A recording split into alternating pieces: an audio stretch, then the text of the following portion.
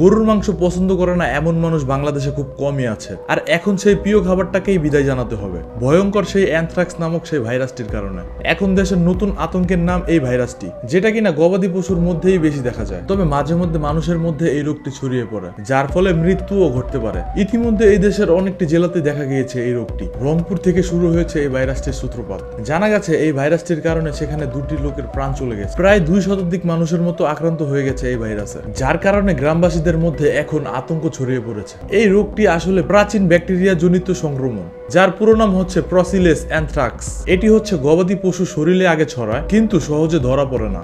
আক্রান্ত গরুর মাংস, গোস্ত, লালা স্পর্শ করলে এই রোগ মানুষের মধ্যেও ছড়িয়ে পড়ে। তাই কোনো পশু যদি অসুস্থ হয়ে থাকে তাকে জবাই করা, স্পর্শ করা বিপজ্জনক।